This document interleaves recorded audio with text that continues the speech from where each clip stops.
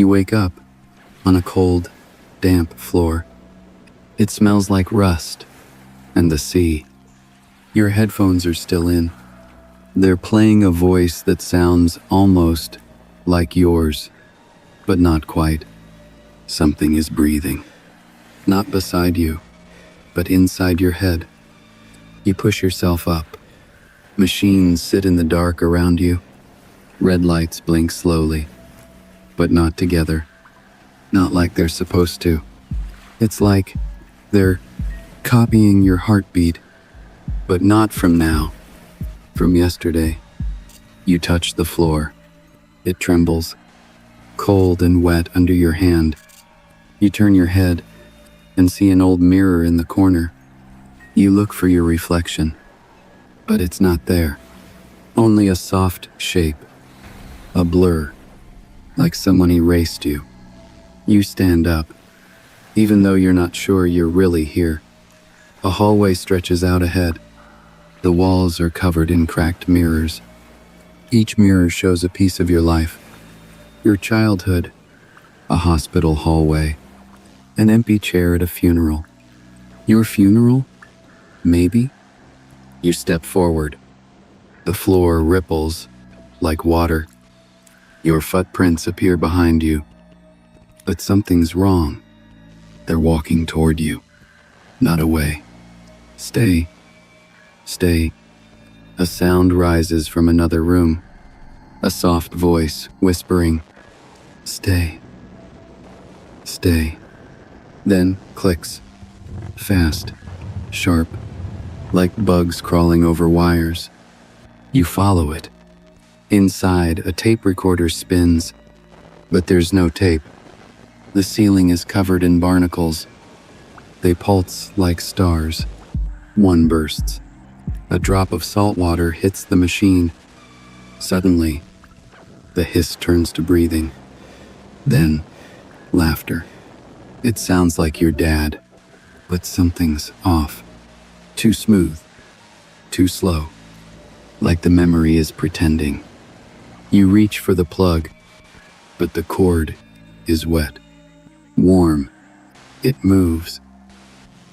It wraps around your wrist. Tightens. And suddenly you're somewhere else. A memory floods in. You left someone waiting by a phone. They called, but you didn't answer. You never said goodbye. The walls of the building open, but not to the outside. To the sky, but not our sky. The stars are made of static. They spin around one sound, a dial tone. Endless. Lonely. You realize something terrible. The signal isn't sending. It's collecting. It's feeding on unfinished moments. Missed calls. Forgotten names. Unsaid goodbyes.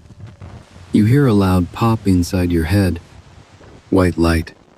You remember answering a phone that never rang. Saying a name you no longer remember. And the line went dead. Now you're back. Alone in the dark room. The hallway is gone. Only the machine remains. One red light glows. Steady now. It pulses in time with your breath. Or maybe your breath is following it. Can you even remember what breathing feels like without sound? Silence creeps in.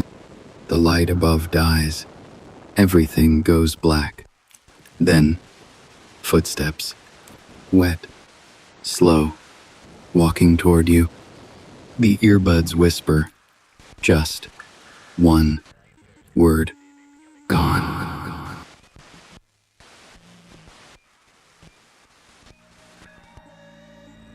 You keep playing old voices. A message. A song. A goodbye you didn't really mean. You think it helps, but echoes are hungry.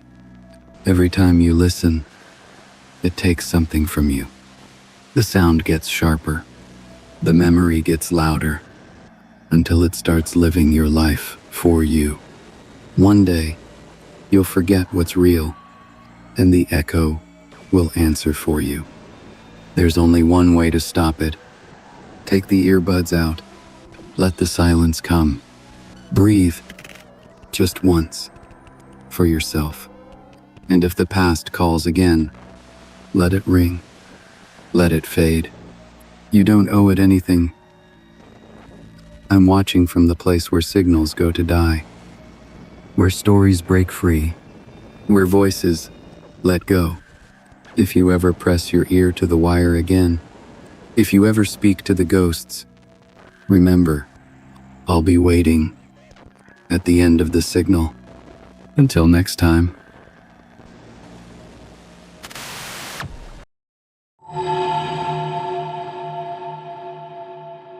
You know how I've always wanted a place of my own, somewhere quiet to work. Well, I got one. My grandfather left me his old house in his will.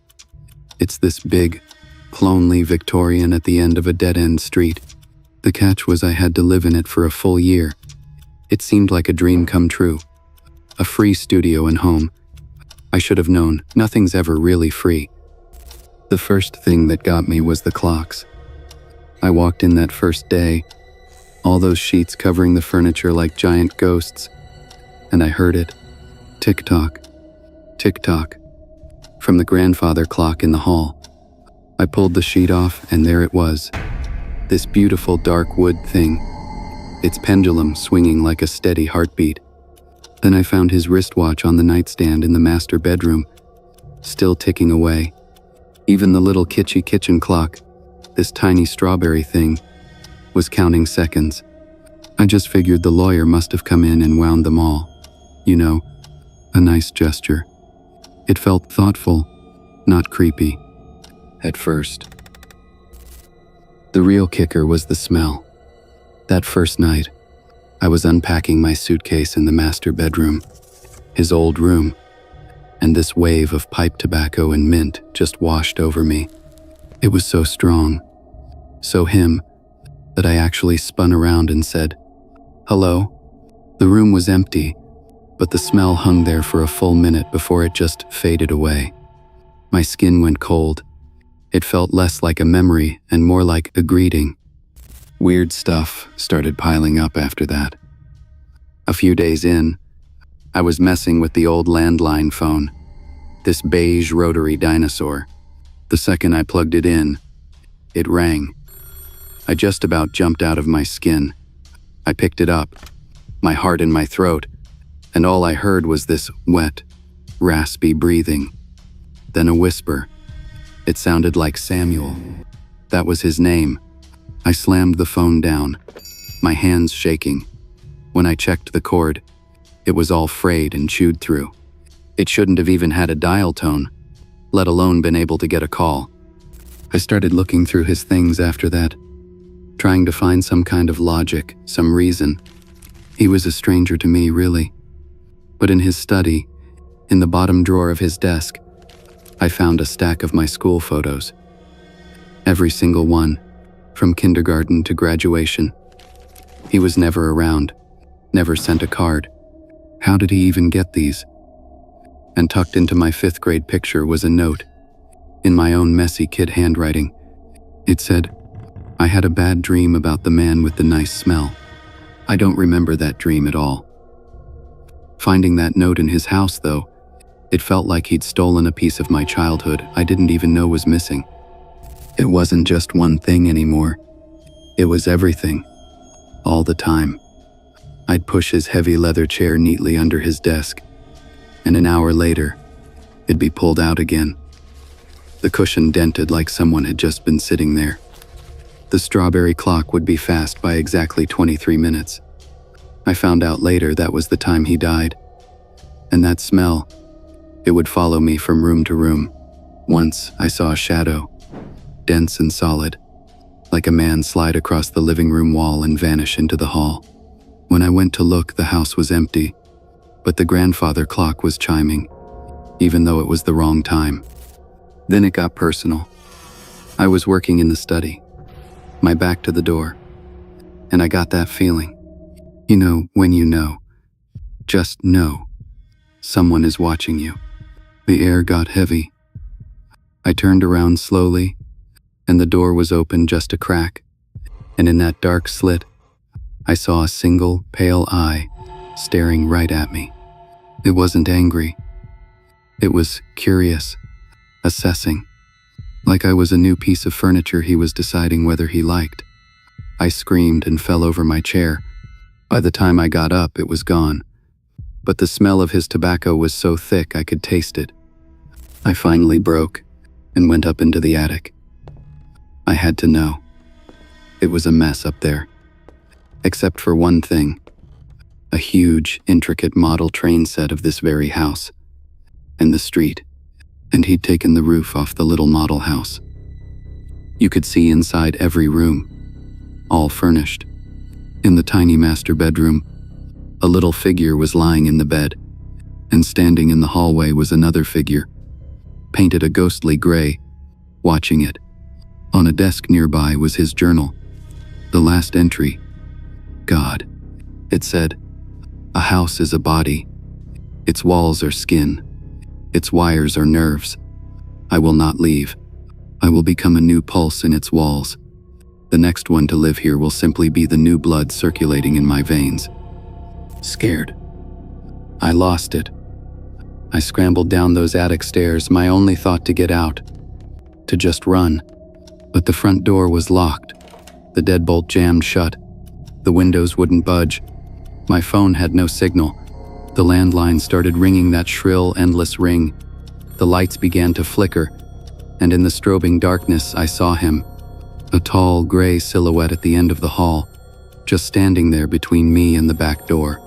He started walking towards me, and the sound of all the clocks synchronized into this single pounding beat in my head. It was the sound of the house's heart, and it was his. I slammed myself into the study, the only room with a lock, and turned the old key. I could see his shadow under the door. He just stood there. I sat on the floor, listening to the silence that had replaced the ticking, until the sun came up.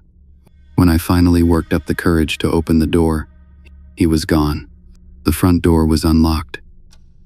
I could have walked out and never come back. But I didn't. I'm still here. I have 6 months left on paper. But I think we both know that's not real. The real agreement was made the moment I took the keys. He's not a ghost in the house.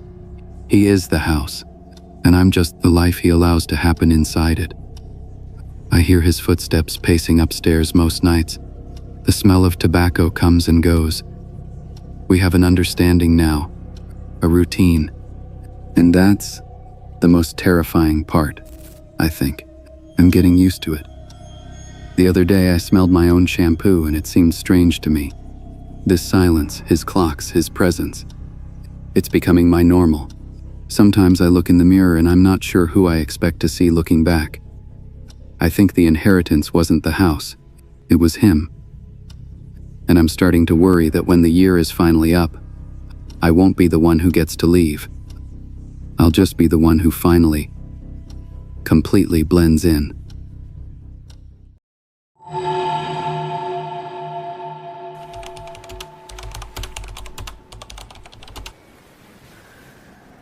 The bathroom mirror shows your face, but the eyes aren't blinking when yours do. You lean closer. The fluorescent light above flickers like a dying heartbeat. Your reflection moves a second too late. As if swimming through thick water, the faucet drips. Each drop echoes in the silence between your breaths. You've been avoiding mirrors for 3 weeks now. Ever since the funeral. Ever since you came home to this empty house where her coffee mug still sits on the kitchen counter, where her pillow still holds the shape of her head. But tonight, you couldn't help yourself. You had to look. Your reflection tilts its head. You didn't move. You stumble backward, but your eyes stay locked on the glass. The person staring back has your face, your clothes, your tired eyes, but something lives behind those eyes now. Something that recognizes you. Your reflection smiles. You don't. The house groans around you like old bones settling. Every shadow seems deeper tonight. Every corner holds secrets. You walk down the hallway, past the photos on the wall, wedding pictures, vacation snapshots, birthday parties with cake and candles and laughter. But in each photo, there's someone else now, standing behind you, always standing behind you. You know you're alone. You've been alone for 3 weeks, but the footsteps follow the same path she used to take, from the bedroom to the bathroom, from the bathroom to the top of the stairs. The floorboards creak in all the familiar places. You climb the stairs. Each step feels like walking underwater. The air grows thick and cold. Your breath comes out in small clouds that drift and fade. The bedroom door is open, just a crack, just enough to see the shape of someone sitting on the edge of the bed. You push the door open. The bed is empty. The covers are pulled back on her side, the way she always left them. But there's an impression in the mattress, a warm spot where someone was sitting. The closet door swings open by itself. Her clothes hang in perfect rows, dresses she'll never wear again, shoes that will never touch the ground. But one dress is missing, the blue one with tiny flowers, the one she wore on your first date. Why didn't you save me? You spin around. The room is empty, but the mirror above the dresser shows 2 people now. You, standing in the doorway, and her, sitting on the bed in that blue dress, looking at you with eyes full of questions you can't answer. The mirror version of you reaches out to touch her shoulder, but your arms stay at your sides. You run, down the stairs, through the kitchen, and out the back door. The cold air hits your face like a slap. You stand in the yard, gasping, looking back at the house. Every window is dark except one, the bedroom window, where a figure in blue stands watching. But when you blink, it's gone. You walk back inside. The house is quiet again. Normal. The radio plays soft music. The mirrors show only your own face. But something has changed. Something has settled into the walls, into the spaces between breaths. You sit at the kitchen table. Her coffee mug is gone. The counter is clean. The photos on the wall show only you now. Just you. Standing alone in every picture. You understand now. She's not haunting the house. She's haunting you. Every mirror, every reflection, every shadow is a reminder of what you couldn't do, what you didn't do, the phone call you didn't make, the hospital visit you put off, the words you never said. The guilt has given her a place to live, and she's moving in. You close your eyes. When you open them, she's sitting across from you at the table, not quite there, but not quite gone. Like looking at someone underwater. She's younger now, the way she was when you first met, before the sickness, before the fear, before the end. She reaches across the table. Her fingers pass through yours like cold mist. "I'm not angry," she says without speaking. "I'm just tired of being forgotten." The lights flicker. The house holds its breath. Then you realize the most terrifying thing of all. You're not ready to let her go.